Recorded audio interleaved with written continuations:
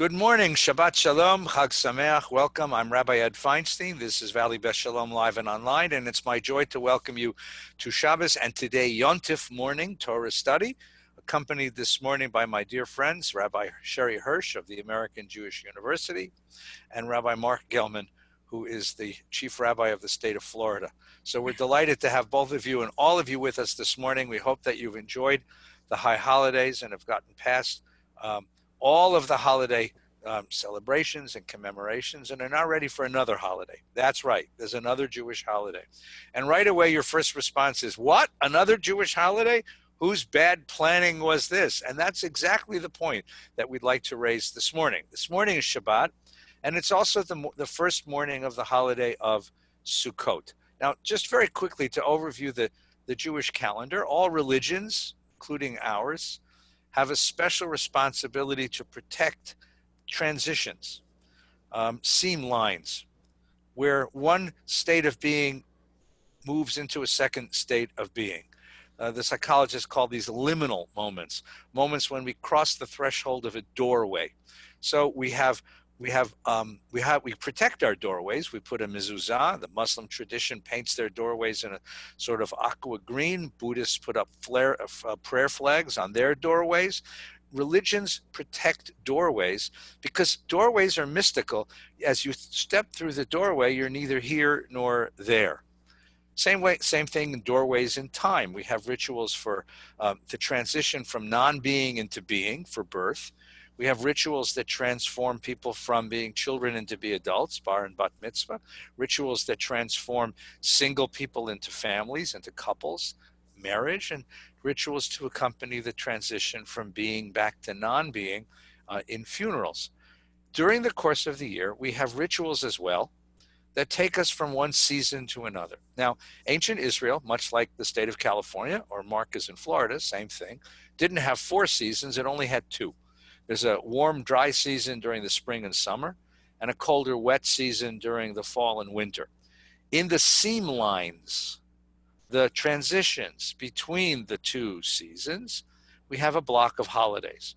In the springtime, when we move from the wet, cold winter season into the dry, warm spring and summer season, there's a whole series of holidays. It begins with Tu B'Shvat, the New Year's of the trees, and then a month later we have Purim, the great feast of fools, the great fun holiday. 4 weeks later we have Passover, the holiday of our liberation, and 7 weeks later we have Shavuot, a whole block of holidays that protect and interpret and frame that transition.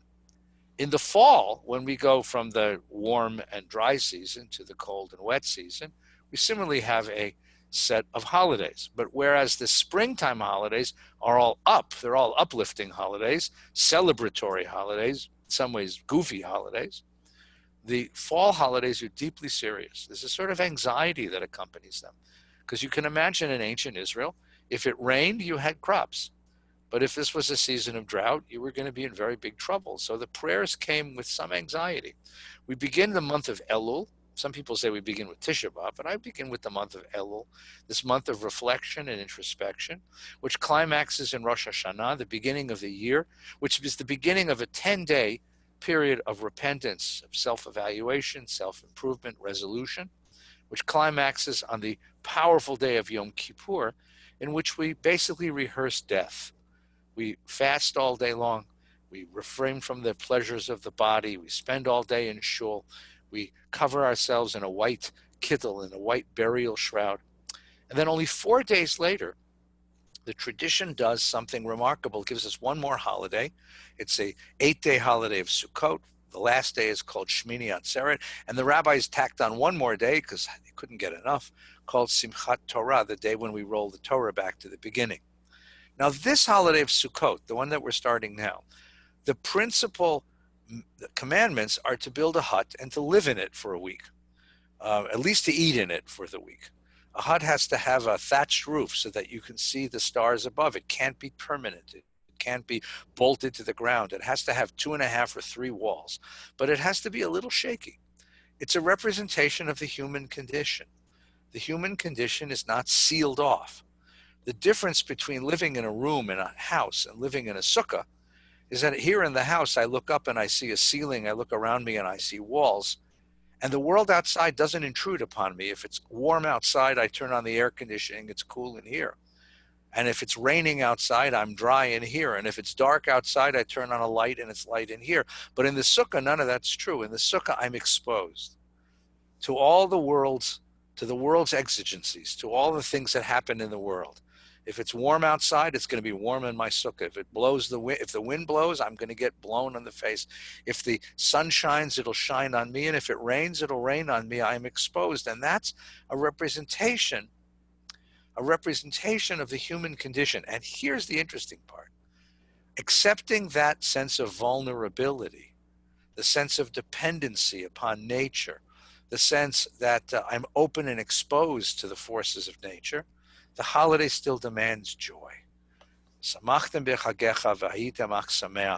You will be you will celebrate.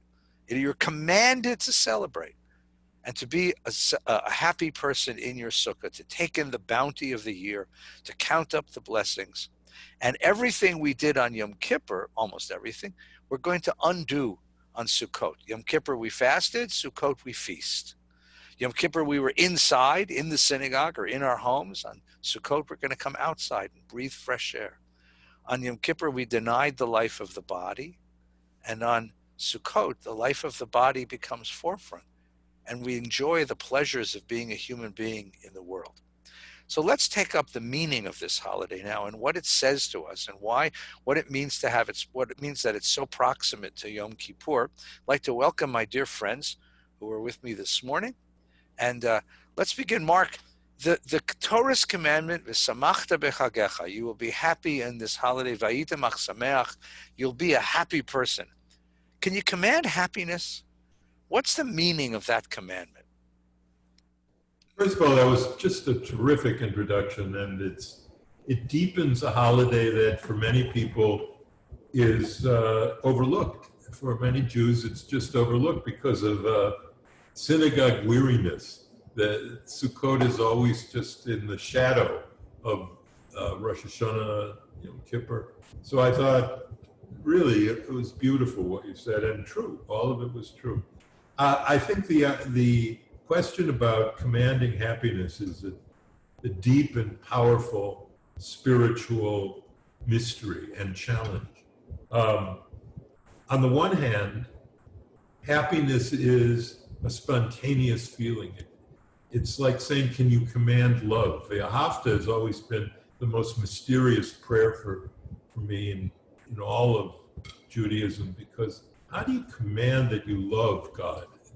It's good to love God, but how do you command it? How do you command that children love parents, that husbands and wives and partners love each other?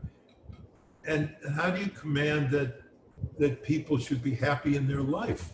There's so many people who are so miserable and upset and depressed, and they can say, I guess for good reason, well, there's this and this reason that I'm upset. So I don't think happiness can be commanded. I think the closest I have come to understanding the command to happiness comes, and this shouldn't surprise you, with my extensive contact with the Christian world through my dear friend Tom Hartman, may his memory be blessed. And he knew Mother Teresa, and Mother Teresa had a business card. This is unquestionably the greatest business card anyone has ever had, right? The Mother Teresa business card, which she would hand out to people when she met them, said Mother Teresa on it, no address, no phone number, no email, no nothing, just her name, and then this quote: happiness is the natural fruit of duty. Happiness is the natural fruit of duty. So in my meditations about being happy on Sukkot, I say that the sense of happiness that Sukkot brings us is precisely linked to Rosh Hashanah and Yom Kippur, in that these holidays of repentance, which are filled with so much duty, so much obligation, deep, powerful, difficult, personally difficult obligations for repentance and forgiveness. When you've gone through that in a serious way, at the end of it, you should feel happy. You should feel happy that you've done your duty, that you did what was required for the Aseret Yemei Tshuva, for Rosh Hashanah and Yom Kippur.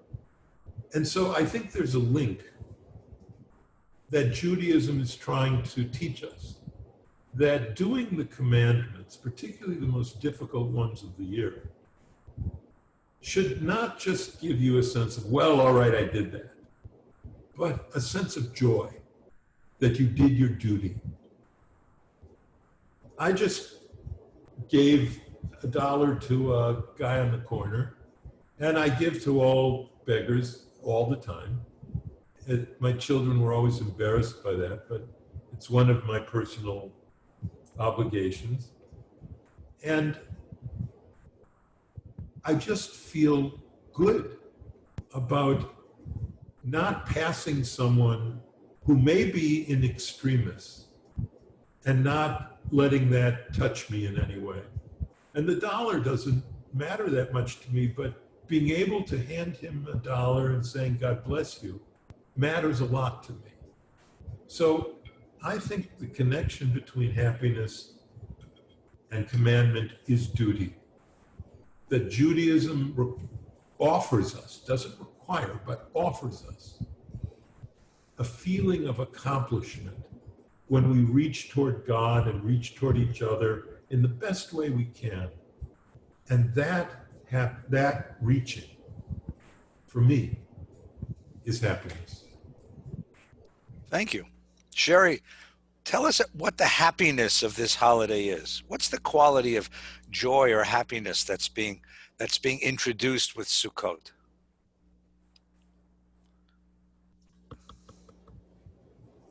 Unmute.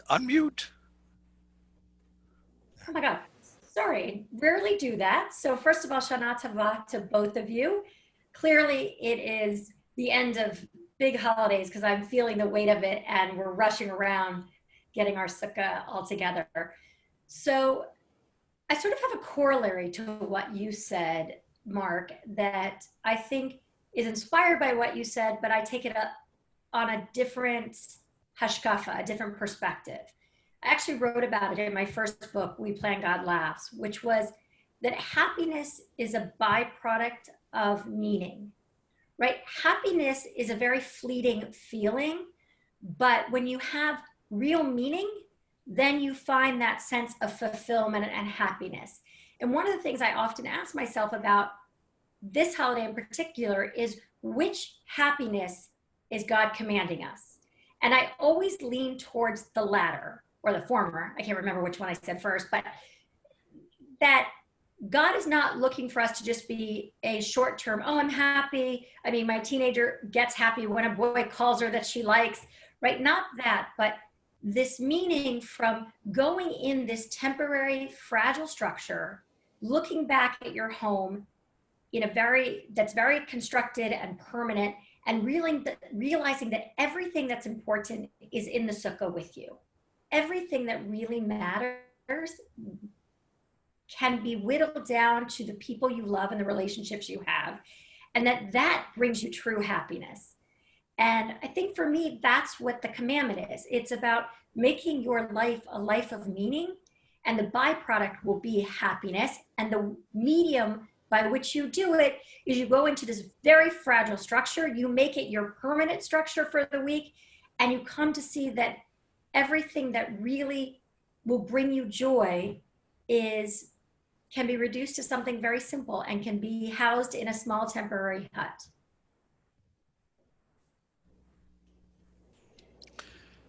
And I'm going to vote for a slightly different definition of the happiness of this.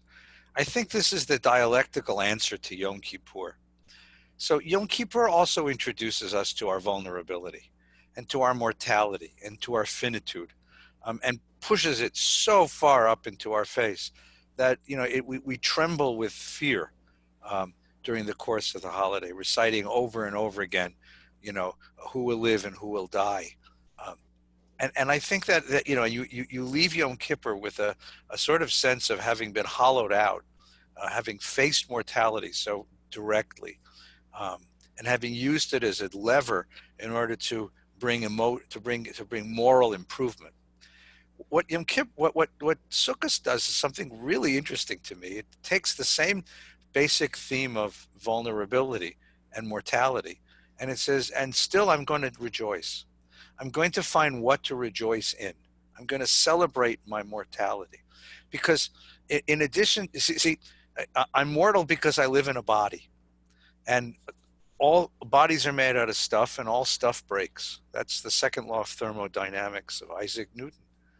And I could dwell on that on Yom Kippur and say, but that leaves me with a sense of fear, because I don't know what to do with my vulnerability. It frightens me. So now you turn the same idea and I bring this same body into a sukkah, and I smell the schach, I smell the leaves on the roof, and I, as Sherre said, gather friends around me, and I sing the songs, and I eat the foods, and I smell the fruits, and the body that has so troubled me on Yom Kippur now gives me great joy. And the kind of simple joys of being a human being return to me and say, okay, it's true that I'm vulnerable. It's true that I'm mortal. It's true that I am existentially threatened in that sense by my own limitations, my finitude. But I'm also gifted with the bounties of this life, the bounties of this world. Within the bounds of my mortality, I can yet find great joy, great celebration, great happiness, even satisfaction. And the two together, it's a funny thing to me, for example, at the end of the Pesach Seder, the end of the first half of the Pesach Seder, we take the maror and the charoset and put them together. Bittersweet. And here too, the taste is not entirely saccharine sweet, nor is it the kind of bitterness of Yom Kippur, but it's a bittersweetness that we cherish. The bittersweetness of saying, I'm a creature in time and I'm finite, but yet there's what to be celebrated. There's what to be celebrated in this life. And I think that's why it's the answer to Yom Kippur. It's the answer to Yom Kippur. That's my idea of what the happiness is. Certainly, that's the happiness that I enjoy on the holiday. There's So nothing more fun. Let Yeah, me go ask ahead. you a question of my teachers, my friends. How do you counsel people who are not happy? Have every reason to be happy. They have everything they need. They're living blessed lives, but they're miserable. How do you get through to people who can't smile? I'm a wrinkle reader. As I develop my own big crop of wrinkles, I'm a wrinkleologist, and I can tell you like that when I meet somebody what they're like just by looking at their wrinkles. If they've got the smile wrinkles on their eyes, it shows me that they've spent their life smiling. And you crease your face into the wrinkles of a smile. And people who have frown wrinkles on their eyebrows, those are people who have basically been unhappy their whole life. So how do you take a frown wrinkle person and say, look, listen to this wonderful message of Rabbi Feinstein. You have what to be thankful for. You have what to be happy about. How do you take that into your life when you're just constantly looking at what you lack, not what you have? How do you do that? So I'll jump in. I actually, Marc, had the great fortune of studying with Tal Ben-Shahar, who's an Israeli psychologist. His class on happiness was the most well-attended of all of Harvard's offerings. And I spent a fair amount of time studying with him. And what he talks about is 40% of our characterological personality is already built in, right? So 40% of people are who they are. And then there's another 60% that can be affected by environment and circumstances and all kinds of things. But what he also said that I found even more interesting is that we assess other people's happiness based on our range of happiness. So my bottom may be someone else's top, and that top may to me look like they're unhappy, but in fact, they're very happy. It's just that the way I perceive their happiness is through the lens of my scale. And so after he told me that, I realized there were people in my life who I truly thought are like, why are you so unhappy? You have such a good life. And I realized, who am I to judge that they're unhappy? It may be that their scale is just different than mine, and they're happy. Their top is what I consider my bottom. Does that make sense? And it was a freeing moment for me because I really understood the concept of what my parents taught me in kindergarten, which is you can't stand in another person's shoes. You can't determine what makes another person happy. And a person can be very happy and not express it publicly or in a way that we can comprehend it. It was a very liberating teaching for me, and I continue to use it in all aspects of my life. That's wonderful. Marc, I would say, first of all, that let's be a little precise, and I don't mean to be so clinical about this, but there is a phenomenon called depression. And depression, we understand, is a mental illness. It's actually a condition of the brain chemistry. And if a person is truly unhappy, and we determine that it's a symptom of depression, then there are treatments for that. There's medicine for that, and that's the first thing you have to look out for. But then, without dealing with clinical depression, excuse me, there are people who enjoy being miserable. I mean, for them, believe it or not, they get a great deal of energy out of being miserable. And for these people, you know, they've chosen misery as a way of life. I mean, there are people who have been through terrible things, terrible things, but they find a way to find something to smile at in the world. I've known Holocaust survivors, you know, who didn't want to tell me their stories of what happened to them in the camps because the stories were so horrendous. And yet they lived lives of deep satisfaction and fulfillment. I mean, that's a way of being in the world. And other people who, as you said, lives are pretty good, materially at least, and have chosen to walk the world just being miserable all the time, to kvetch all the time. And for those people, I would say, and I follow Sherre in this, I think that happiness in a sort of thing has to be cultivated. It's a spiritual discipline. And it begins with something you said. It begins with thankfulness. It begins with a daily regimen of saying thank you, of recognizing the blessings that are mine, of recognizing the gifts that have come my way, and actually saying it out loud, right? That's one thing that has to happen. A second thing, I spoke about this on Yontif, the second thing I think that has to happen is, even if a person's miserable, it doesn't mean they can't help somebody else. And when somebody comes to me and really confesses their misery, I tell them to go help somebody. Come down to I have a food bank in the basement. I really need someone to sort some cans and fill some bags. I have somebody in the hospital really needs a visitor, doesn't know anybody in the community. Send them to do something worthwhile. Something cracks open, because misery puts the self at the center. This is why misery is a spiritual trap. And the moment I can displace the self from the center of that person's universe, something cracks open and a little bit of air, a little bit of life, a little bit of light flows in. So gratitude, giving of oneself, doing something for someone else, and suddenly someone's whole attitude begins to change. Someone's whole attitude begins to change. And I've seen this, I'm sure you have too. I've had people who have lost, loved ones, lost children, suffered from terrible diseases. And the moment I say, can I ask you a favor? I got somebody else who's got a similar circumstance. Would you mind going to talk to them? Something opens up inside of them. So it's a spiritual discipline that has to be practiced in order to open them to the possibility that there might be satisfactions in life. Yeah, I'd like to say I agree with that completely. And one of the things I stumbled on in my life was an actual technique to help people do this. That's why I asked the question, because by sheer accident and fortune of fate, I figured out an actual discipline and a technique that helps people come out of negative thinking into positive thinking. I've spoken to psychiatric associations about this, and it all came from redoing a house when I was at Northwestern, and we had an old house, and we were doing some work in the house, and the guy was doing some spackling for us, a guy from Serbia, Miladin Kaladin, and one day he's going up the stairs with two big buckets of spackle, and I say, Miladin, what? They're heavy. Why don't you just carry one bucket up there?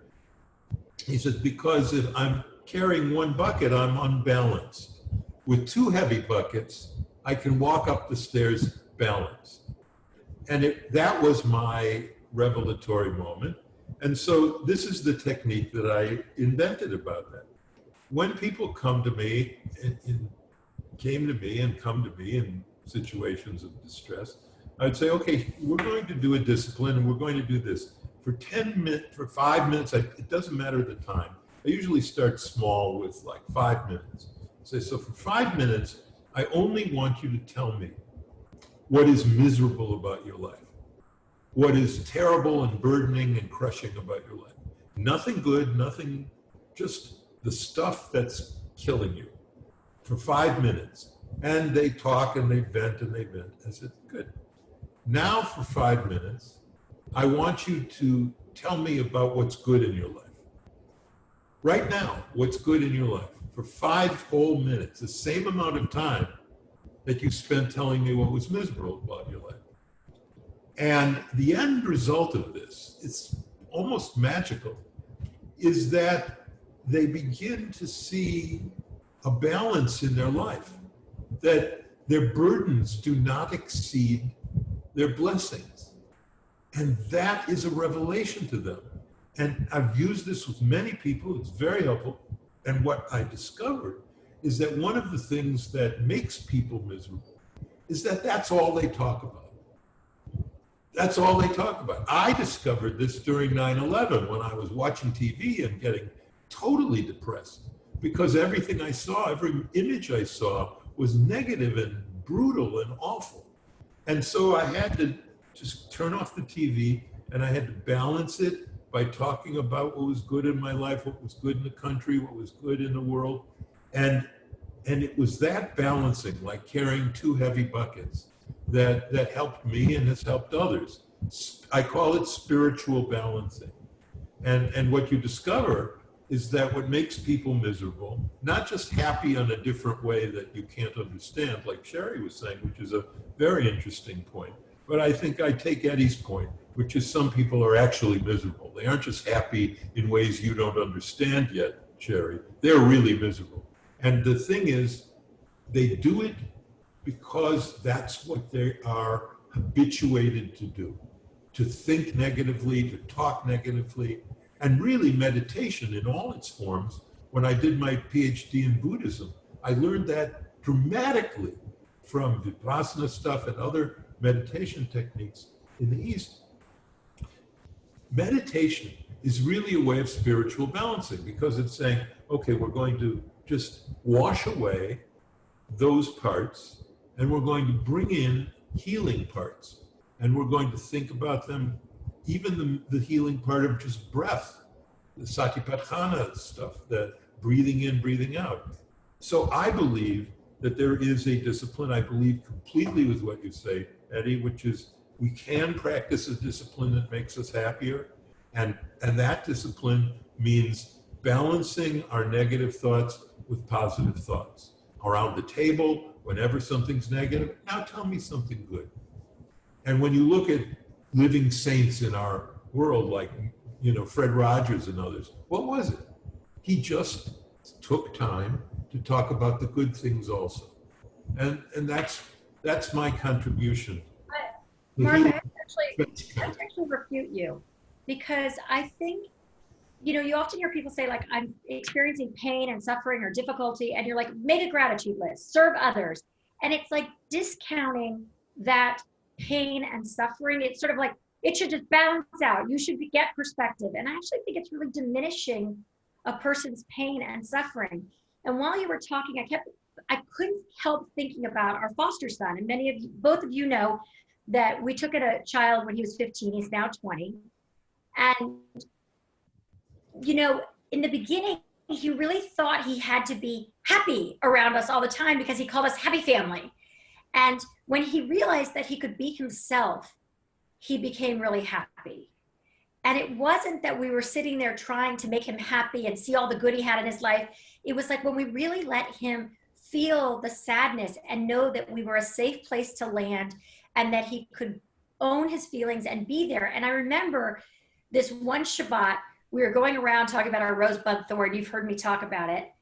And he said, my rose is that I feel happy and it feels new, like something I've never felt before.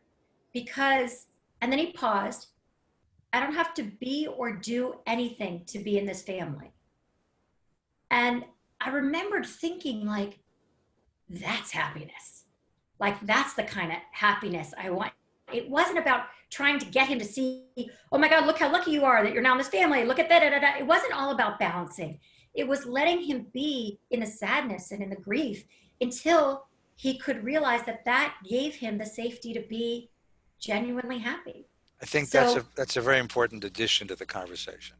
People need to work through the sadness, to work through the grief, to express the grief, to share the grief, and have permission to share the grief. In America, you're not allowed to share grief. I don't know how many times I've come to the cemetery and stood in the chapel, and I'll see the mourners come in with sunglasses on. And I say, "Why are you wearing sunglasses inside?" "Well, I might have to cry."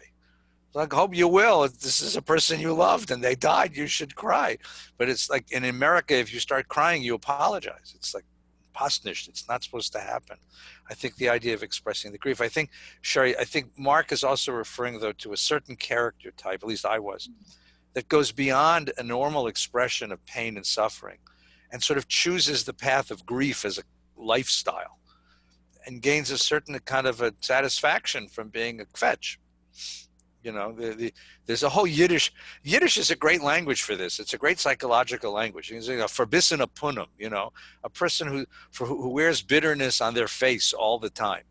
You know, a verbissen person, a person who's been embittered. oh, I grew up with Yiddish. Yeah, no, all of us. If we gave a look at dinner that was like, I don't want this, my mother said, don't give me a verbissen punum. A verbissen punum, right.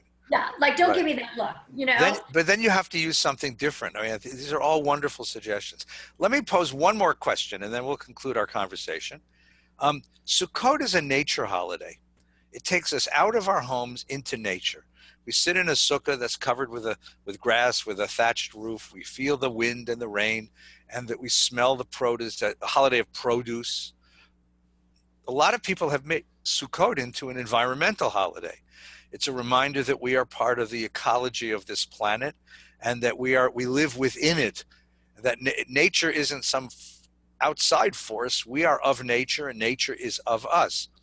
The Jewish tradition never had a strong, as it were, nature philosophy, a nature idea, because we were worried that we would slip into the paganism of our Canaanite neighbors who worship nature. The closest we came was the kind of things in the Torah, or the book of Psalms, for example, where nature is seen as a symbol of God's glory in the world. But now that environmentalism has become such an important part of the culture, people are beginning to sort of find ways to express something called Jewish environmentalism. What is Jewish environmentalism? What is a Jewish ethic having to do with nature? What does the tradition of the Torah tell us about respecting, living with, coexisting with, supporting, nurturing a natural world? Sherre, you want to try to go with this? So I think your presumption at the beginning is maybe a little off, forgive me, which is that I think we've been environmentalists our whole life. We just didn't call it that. Like we have Shvita, we take the 7th year off, we let the land lay fallow, we don't mix certain grains. Like we have so many laws about protecting humanity and so many laws about protecting our environment. And then every time we put something in our mouth, we say a blessing because we're acknowledging that it didn't just come land at our feet, but that it was a whole process that was born of the earth. So to me, I feel like it's just that we're reclaiming now through an environmental lens what we always were, which were people that recognize the holiness of the land, and that land and what emerges from land is holy and God-given and not something we should take for granted. So it's just the nomenclature for me that's changed. And like, we have a celebration of trees. We consider that one of our New Year's. I mean, we're into the environment, right? So to me, it's not something new. It's just the language we're using around it is new. I'm not in on that. I think that's a misreading of our tradition. You're missing the word that was given to Adam about nature itself. V'chiv shua. V'chiv shua. This was the garden that he was supposed to master and dominate. And this idea, look, the Shemitah and the Yovel, these are not, it turns out it was good for the land. They didn't know if it was good for the land. They knew it was good for the poor. And that's why those holidays were created. They were created so that economic wealth wouldn't leave people in the dust. And so that at a certain point, there would be a manumission of slaves and debts and the release of debts and that people could gather the food from the fields. I think one of the reasons why the environmental movement was negative about religious thinking, particularly in the West, is that it read, and I think correctly so, that the biblical attitude toward nature was to dominate it. And this was, of course, in a world where dominating nature was just a fantasy. They were at the mercy of nature. But I believe that there was a real hostility toward deifying nature in Judaism, exactly for the reasons that he said, that we did the biblical thinkers and also the rabbinic thinkers didn't want to give credence to the worshiping of nature. I think the biblical, the Western religious traditions have fostered cutting down forests, have fostered dominating nature. You know, is it a fair reading of all of the teachings of Judaism? No. Are there little verses you can dray here and there that make an environmental case for Judaism? Yes. But I don't think it's overwhelmingly clear that Western religious thinking was pro-environmental. And one of the reasons was the biblical teaching. I'm going to come down a little bit differently. I'm going to suggest that as Sherre said, there's a lot of this that was tucked into the tradition.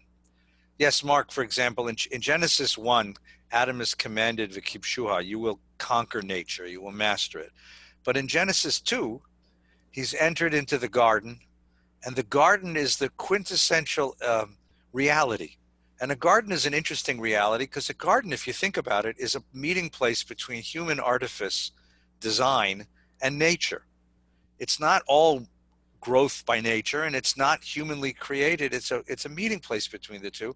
And as man goes into the garden, as Adam goes into the garden, the Torah says l'shamra u'la'avda.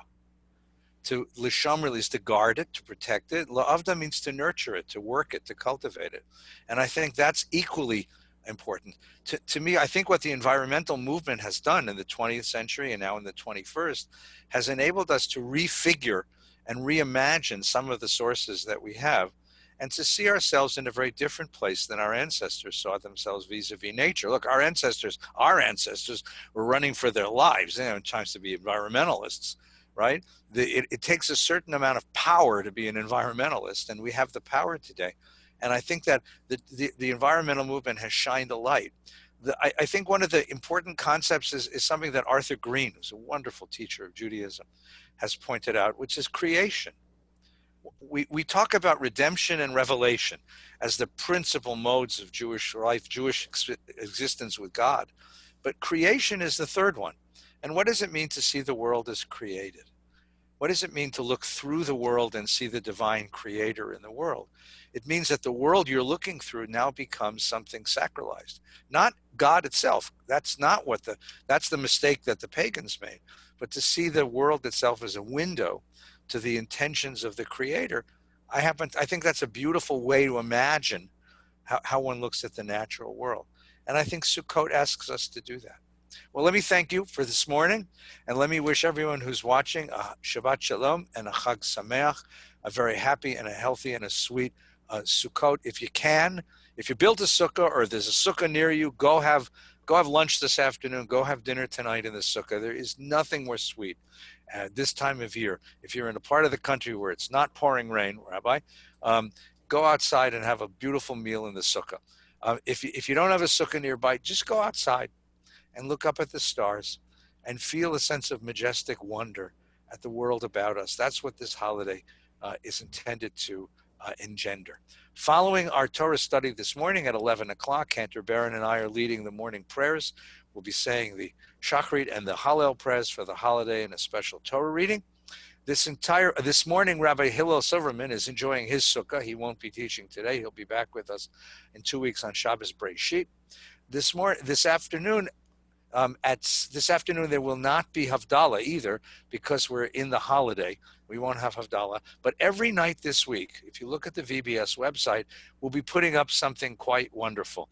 Family game night on Monday night with Rabbi Hoffman.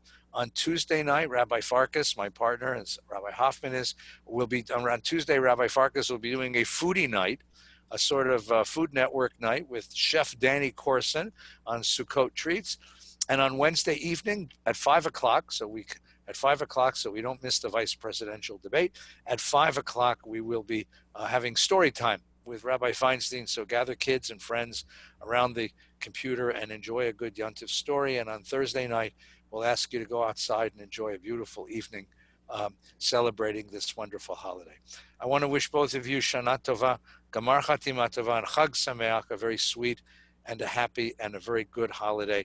And to everyone watching, Shabbat Shalom and Chag Sameach. Shabbat Shalom, Chag Sameach. Chag Sameach.